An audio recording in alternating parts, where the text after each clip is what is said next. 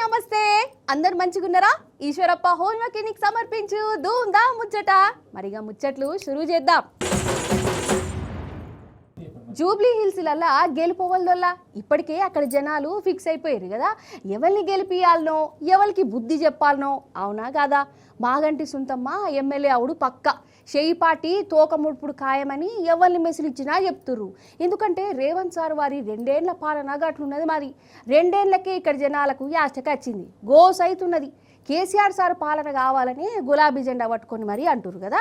అందుకే షెయి పార్టీకి దండం పెట్టి గులాబీ పార్టీల షరీకైతురు లీడర్లు కార్యకర్తలు అన్నట్టు. షరీక్ అంటే యాదికొచ్చింది గా తెలంగాణ భవన్కు రాని చెప్తా. ఏ మాట కామాటెనుల్లా ఎవరన్నా ప్రతిపక్షం పార్టీ లీడర్లు అధికారం పచ్చంలో షరీకైతారు. కానీ మన కాడ అంతా ఉల్టా ఉన్నది. అధికార పక్షం నుంచి ప్రతిపక్షంలో షరీకైతురు. రాష్ట్రంలో అధికారంలో ఉన్న కాంగ్రెస్ పార్టీ నుంచి సెంటర్లో కూర్చున్న పువ్వు పార్టీలకు అందులో లీడర్లు కార్యకర్తలు ఓ దండం పెట్టి గులాబీ కండువ కప్పుకుంటారు. నిజంగా 2 ఏళ్లనే గింత మార్పంటే ఇక చూడు కథ. అయితే తెలంగాణ భవన్లో కాంగ్రెస్ బీజేపీ లీడర్లు బీఆర్ఎస్లో చేరిర్రు. మన రామన్న ఏమన్నాడంటే, వాళ్ళ ముఖ్యమంత్రి గారు వాళ్ళ ప్రభుత్వం ఏం చేస్తున్నారండి గత 2 ఏళ్లుగా? పోయిన వారం అంతా మీరు చూడొచ్చు, టీవీ చూడొచ్చు, పేపర్లో చూడొచ్చు. మంత్రులు కొట్లాడుకుంటారు. మళ్ళీ కేసీఆర్ గారిని తెచ్చుకుందామా? కేసీఆర్ సార్ని తెచ్చుకుందామంటే మన జైత్రయాత్ర జూబ్లీ హిల్స్కి వెళ్ళి మొదలు కావాలి. మీరు గుద్దుడుకు కాంగ్రెస్ వాడు తుక్కు కావాలి.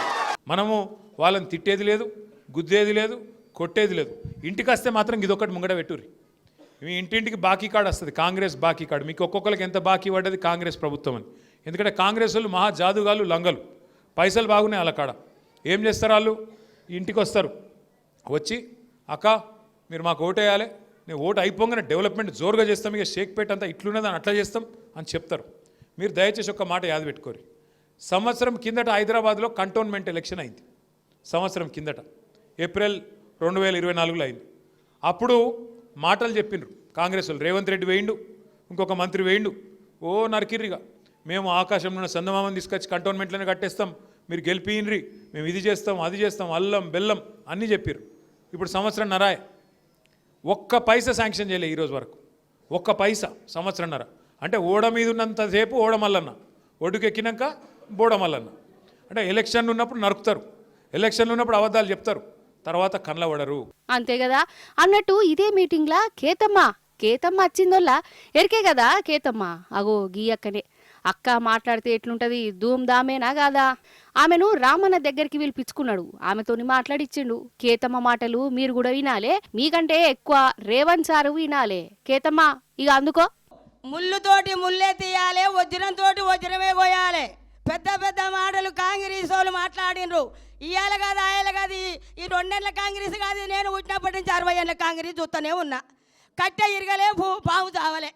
ఓ ఎంతమంది పోయిరు కాంగ్రెస్ లీడర్లు పోయిరి, ఆ లీడర్లు పోయిరి, ముఖ్యమంత్రులు పోయిరి. చెన్నయ్య వాయే, రోషయ్య వాయే, రాజశేఖర్ రెడ్డి వాయే, ఇందిరమ్మ వాయే, సుధీర్ రెడ్డి వాయే, ఈయన వాళ్ళ ఇన్ఛార్జ్ వాడు కిషన్ కుమార్ రెడ్డి వాయే. ఎవడు పోయినా గానే ఉంది, దోసుక తినడే సరిపోయా కాంగ్రెస్. ఏముందయ్యా, ఎక్కడ చూసినా ఏమి లేదు. కాలాలు లేవు, చెర్లలో నీళ్లు లేవు, బావుల్లో నీళ్లు లేవు, బోర్లలో నీళ్లు లేవు. రైతులు చచ్చిపోయిరి, ఆత్మహత్యలు చేసుకుర్రి, ఆడోళ్ళాగమైరి, చిలకలు అమ్ముకుని అడ్డి బావుశారు, పొలాలు అమ్ముకుని, బోర్లలో నీళ్లు లేక అడ్డి బావుశారు అమ్ముకొని వరుస కూలీల లెక్క దేశాలు పట్టిండ్రు, రాజ్యాలు పట్టిండ్రు.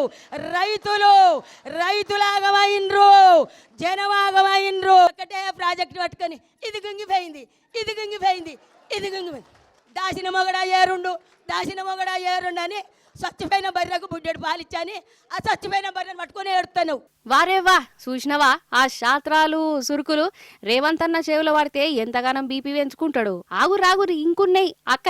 కానీ కాంగ్రెస్ వాళ్ళకి శాతం అవుతుంది. ఇది కేసీఆర్ కిట్ ఇచ్చిండా లేదు. రైతు భరోసా ఇచ్చిండా, రైతు బంధు వేసిండా, 2 లక్షల రుణమాఫీ ప్రతి రైతుకు చేసిండా. ఊరియాలు, ఎరువు, కోరమండలి, ఊరియా, ఇవాళ అన్ని ఎరువులు రైతుకు సంవత్సరానికి. కేసీఆర్ నడెట్లుండు రైతు ఇట్లా గల్లెగరేసుకొని బతికిండు. ఇప్పుడు ఒక్కొక్కరు చచ్చిపోతున్నారు రైతులు, ఆటో డ్రైవర్లు చచ్చిపోతున్నారు. మేము చేస్తామని బట్టి విక్రమార్కి ఇంటికి వచ్చి లెటర్ రాసిచ్చి భద్రంగా పెట్టుకోరమ్మా, భద్రంగా పెట్టుకోరు అని సెంటు కొట్టించి మేము గెలవంగానే అన్ని అమలు చేస్తాం మీకు అన్నారు. ఇచ్చినావా మాకు తులమ్మ గారు? మా బిడ్డకు స్కూటీ ఇచ్చినావయ్యా, బట్టి విక్రమార్క ఇచ్చినవా? పోనీయలే. నా మొగడు వికలాంగుడు ఇప్పుడు 4,000 ఇచ్చినవా? మా అత్తకు 2,000 ఇచ్చినవా? 4,000 ఇచ్చినవా? నాకు 4,000 ఇచ్చినవా? తులం బంగారం ఇదేనా? నక్కిలీసు నీదేనా? మాటలు ఎందుకు మాట్లాడిర్రు? ఏం గెలుస్తాం జూబిలీడ్స్లా? ఏ మొఖాలు ఎందుకు గెలుస్తారు? ఏం చేసిర్రు? మీ పని చూపిర్రి. నిజంగా ధూమ్ధామ్ అంటే ధూమ్ధామే పోరి. కేతమ్మ మాట్లాడిన ప్రతి మాట వాస్తవం. ఈమె అడిగిన దానికి ఒక్కదానికన్నా రేవంత్ అన్న కాడ జవాబు ఉన్నదా? అసలు ఇవి కేతమ్మ మాటలే కాదు, తెలంగాణ జనం మనసులో ఉన్న మాటలు. అంతే కదా నొల్ల? అసలు మన రాష్ట్రంలో కాంగ్రెస్ పార్టీ పాలన చేస్తాన్లా ఇట్లనే అనుమానం కొడుతుందోల్లా. ఎందుకంటారా? ప్రభుత్వం అంటే పాలన చేయాలి, ఎవరికన్నా అవస్థ అయితే ముంగట పడాలి, గరీబోల దిక్కు నిలబడాలి, వాళ్ళకు ఇమ్మతీయాలి. కానీ ఈ పార్టీ లీడర్లు గది చేస్తాన్లా. ఇవన్నీ మన బీఆర్ఎస్ లీడర్లే చేస్తాన్లు. ఆపతిలో ఉన్నోళ్ళను బీఆర్ఎస్ పార్టీ ఒడ్డుకు తెస్తాంది. అంతెందుకు, అవుట్ ఆఫ్ లాగమైన మన తెలంగాణ బిడ్డలను మన హరీష్ అన్న ముంగటికి పట్టుకొచ్చిండు. అగో ఇగో వీళ్ళేనోళ్ళ అవుట్ ఆఫ్ లో ఇరుక్కువేరు, రోజుల తరబడి తండ్లాడి వీళ్ళు జోర్దాన్ దేశానికి వేరు. బతుకు తెరువు కోసం ఒక ఏజెంట్ గాడు ఏమేమో ఉద్దరం ముచ్చట్టు చెప్పి ఆడికి పట్టుకుపోయిందట. కానీ అక్కడ నరకం అంటే నరకం చూసిర్రు. ఇక ప్రభుత్వాన్ని బతలాడుకున్నారు, సెల్ఫీ వీడియోలు పెట్టిర్రు. అయినా మన సర్కారు పట్టించుకోలే. అంతల్నే హరీష్ అన్నకు ముచ్చట ఎరికేంది. వాళ్ళతోని ఫోన్ మాట్లాడిండు. కొన్ని రోజుల కిందట మిమ్మల్ని మన రాష్ట్రానికి పట్టుకొచ్చే జిమ్మదారి నాది అని మాట కూడా ఇచ్చిండు. సురేష్ రెడ్డి సారే ఇప్పుడు ఢిల్లీలో ఉన్నాడు, మన ఇండియన్ ఎంబాసీకి మాట్లాడుతున్నాడు, ఎక్స్టర్నల్ అఫైర్స్ మాట్లాడుతున్నాడు. నేనే చెప్పిన ఎట్లన్నా మన పిల్లల్ని తీసుకొచ్చుకుందామన్నా కొద్దిగా సీరియస్ తీసుకోండి అంటే పాపం సురేష్ రెడ్డి గారు వారు ఇప్పుడు ఎంపీ, మన బీఆర్ఎస్ పార్టీ రాజ్యసభ ఎంపీ, వారే సీరియస్ తీసుకొని ప్రయత్నం చేస్తున్నారు. అయితే ఇప్పుడు ఆ పెనాల్టీ ఏదో వేస్తారట జనరల్గా, అది తక్కువ చేసి కొద్దిగా తక్కువ పెనాల్టీ వేసేటట్టు చేస్తే ఏదైనా కట్టి మిమ్మల్ని బయటకు తీసుకొచ్చుకుందామని ప్రయత్నం చేస్తున్నాము. ఎక్కువ నేను పర్సూ చేస్తాను, ఆ ప్రదీప్ అగర్వాల్ నంబర్ తీసుకొని కూడా మాట్లాడతాను. ఏదన్నా వేసినా తప్పది అనుకుంటే మేము గట్టానే తీసుకొస్తాం లేరా బాబు, తొందరపడకు. అగో అప్పుడు మాట ఇచ్చినట్టుగానే నెరవేర్చుకున్నాడోల్లా. అక్కడ ఆఫీసర్లు ఇక్కడ ఆఫీసర్లతో మాట్లాడి సొంత ఖర్చులతోని 12-13 మందిని వాళ్ళ సొంతూరుకు వచ్చేటట్టు చేసిండు. ఇక వీళ్ళందరూ మన హరీష్ అన్నను కలుసుకున్నారోల్లా. బతికే ఉంటామో కూడా తెలియకుండా ఉన్నోళ్ళను మళ్ళీ ఇంటి ముఖం చూసేటట్టు చేసినందుకు శనార్థులు చెప్పిర్రు. అగో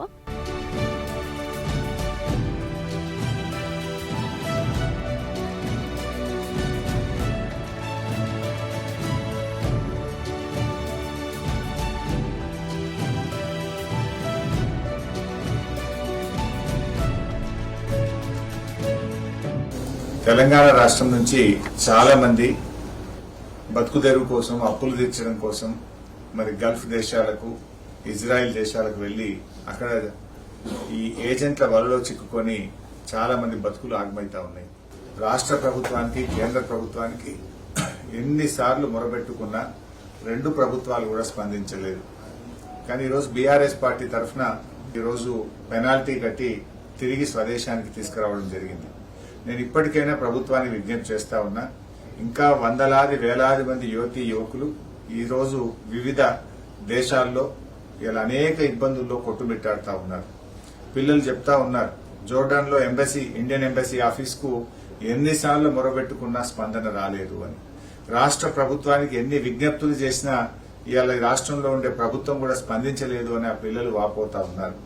ఇవాళ ప్రభుత్వాలు మన పిల్లల్ని మనం కాపాడుకోవడం మీ బాధ్యత. సో ఈ 12 మంది గురించి కాదు నేను ఆలోచిస్తున్నది, ఈ 12 మందే కాదు, ఇంకా చాలా మంది పిల్లలు అక్కడ చిక్కుకొని ఉన్నారు. ఇప్పటికైనా రాష్ట్ర ప్రభుత్వము, ఇటు కేంద్ర ప్రభుత్వం స్పందించి ఇలాంటి పిల్లలు, కష్టాల్లో ఉన్నటువంటి భారతీయులను, తెలంగాణ బిడ్డలను తిరిగి స్వదేశానికి తీసుకొచ్చేటువంటి బాధ్యతను, చర్యలు తక్షణమే తీసుకోవాలని చెప్పి నేను రాష్ట్ర కేంద్ర ప్రభుత్వాలను డిమాండ్ చేస్తా ఉన్నా. నిజంగా నాకైతే మనసు మస్తు నిమ్మలం అనిపించిందిలా. అసలు మన తెలంగాణలో పాత రోజులు అత్తానాయా ఏంది అనిపిస్తున్నది. మన కేసీఆర్ సార్ మొదటి సంది చెప్తానే ఉన్నాడు, దుబాయ్, బొంబాయి, బొగ్గుబాయ్ ఈ రోజులు పోవాలి అని. 10 ఏండ్ల కేసీఆర్ సార్ పాలనలా పొట్ట చేత పట్టుకొని గిట్లా అవుట్ ఆఫ్ కు పోవుడు బంద్ అయిపోయింది. షెయి పార్టీ వచ్చినాక 2 ఏళ్ల సంది మళ్ళీ స్టార్ట్ అయింది. గల్ఫ్ దేశాలకని పోతుర్రు, ఆడగిట్లా కోసపడుతుర్రు. ఘోరం కదా. ఈ సర్కార్ వచ్చిన కాంచెల్లి దవాఖాన్లు ఎంత ఘోరమైనయో చూస్తూనే ఉన్నాం కదా. చదువులు బాయే, ఆఖరికి పేదోళ్ళ పారాలకు విలువ లేకుండా బాయే. సర్కారు దవాఖాన్లు పట్టించుకునే నాదుడే లేదు. అంతెందుకు, అవో వరంగల్ ఎంజీఎం దవాఖాన్ల చూడురి ఏమైతుందో. మన రాష్ట్రంలో సర్కారు దవాఖాన్ల పరిస్థితి ఎట్లున్నదో మీకు చెప్పవలసిన పని లేదు కదా. నేను రాను బిడ్డో సర్కారు దవాఖాన్లకు అన్న కాడికి వచ్చింది. మొన్నటికి మొన్న హైదరాబాద్ పట్టణంలో బస్తీ దవాఖాన్ల పరిస్థితి కళ్ళకు కట్టినట్టు మన బీఆర్ఎస్ లీడర్లు చూయించిర్రు. అయినా కానీ దవాఖాన్లు మంచిగా ఉన్నాయి, మస్తు ట్రీట్మెంట్ నడుస్తుందని సర్కారు వాళ్ళు చెప్పారు కదా. అగో గట్ల అన్నోళ్ళు గీ కథ చూడాలి. వరంగల్ ఎంజీఎం దవాఖాన్ల ఎట్లున్నదో.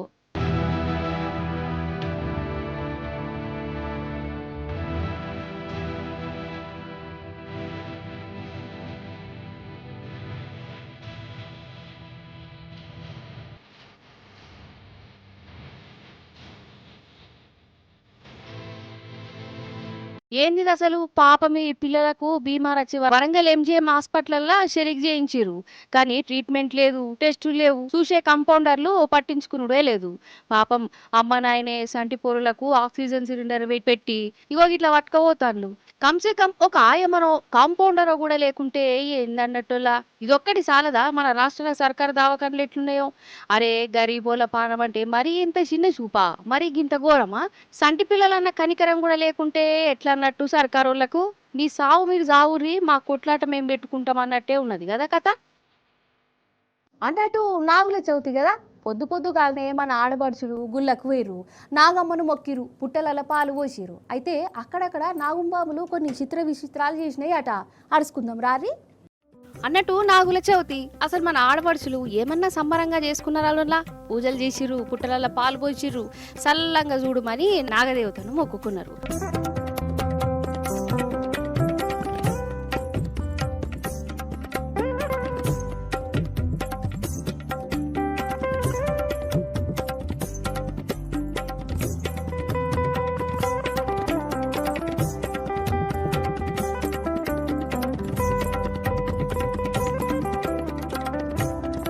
అయితే ప్రతి నాగుల చవితి నాగుల పంచమి నాడు పాములు అప్పుడప్పుడు గుళ్ళకచ్చుడు, మందిని పరిచయం చేసుడు చేస్తాయి కదా.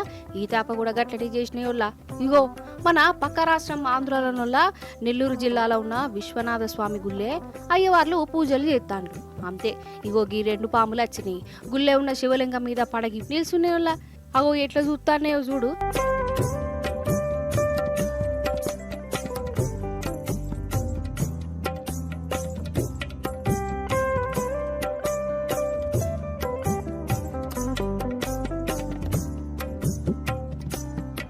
ఇక శివలింగం మీద ఈ పాములను ఇట్లా చూసుడుతోనే జనం ఒక సంబరపడ్డరా. ఇదంతా శివయ్య లీల, స్పెషల్ పూజలు అవి ఇవి చేసిరట. ఇక మన మహబాద్ జిల్లా బిఆర్ మండలం కోటగడ్డల శివాలయం ఉన్నది, చాలా పాతది. ఇక నాగుల చవితి నాడు ఒక నాగుంబాము ఈ శివాలయానికి వచ్చి శివలింగ చుట్టూ ఇగో గిట్ల ప్రదక్షిణ చేసింది.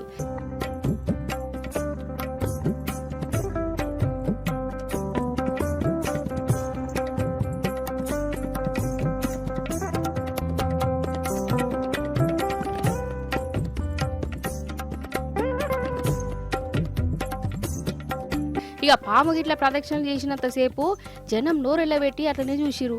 నాగదేవత మహత్యం ఊరికి వరాలిత్తది అనుకుంటా సంబరపడ్డారు.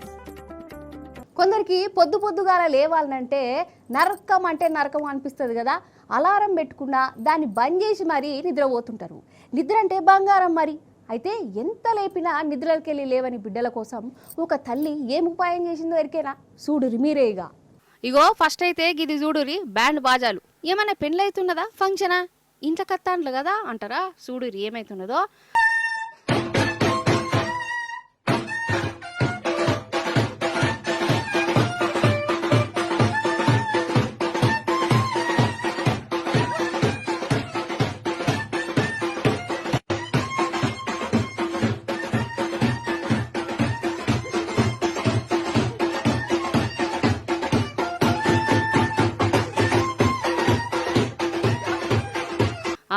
అర్థమైందనొల్ల సినిమా అంతా అయితే వీళ్ళు తెల్లారగట్ల నిద్ర లేవమంటే అస్సలేచుడే లేదట. వీళ్ళ అమ్మకు చెప్పి నోరు నొత్తాందట కానీ వీళ్ళు మాత్రం మంచంలకెళ్ళి లేతలేరు. చెద్దరు కప్పుకొని వండుకుంటురు. దినామిదే కథ. అందుకే వీళ్ళమ్మ ఏం చేసిందంటే గిట్లా బ్యాండోలను పట్టుకొచ్చింది, సప్పుడు చేయించింది. కథ దెబ్బకు అందరు లేచిరు. ఇట్లా ఎన్ని రోజులు లేవరో అన్ని రోజుల దాకా బ్యాండ్ బాజా భారత్ ఉండనే ఉంటుందని చెప్పుకొచ్చింది.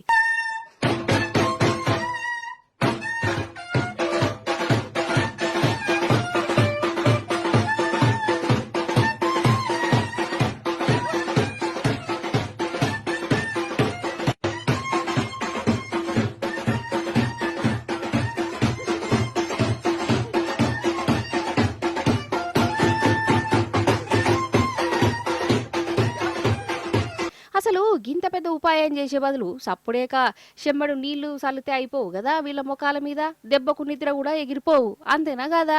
కానీ ఏ మాట కామాటేనోళ్ళ పొద్దుగాల అసలే నిద్ర లేవ బుద్ధి కాదు, పండుకున్నా కొద్ది ఇంకా అట్లనే వండుకో బుద్ధి అవుతుంది. అలారం సప్పుడు చేసినా కానీ దాన్ని బంద్ చేసి మరీ వండుకుంటారు. కానీ ఎక్కువసేపు గట్ల వండుకునుడు కూడా మంచి పద్ధతి కాదు కదా. అందుకే ఇగో గిట్ల ఉపాయాలు చేస్తాను అన్నట్టు. చూసిరు కదా నువ్వులా, గిది ఇవాల్టి ముచ్చట్లు. మళ్ళీ వచ్చే పారి మంచి మంచి ముచ్చట్లు పట్టుకత్తా ఉంటా మరి.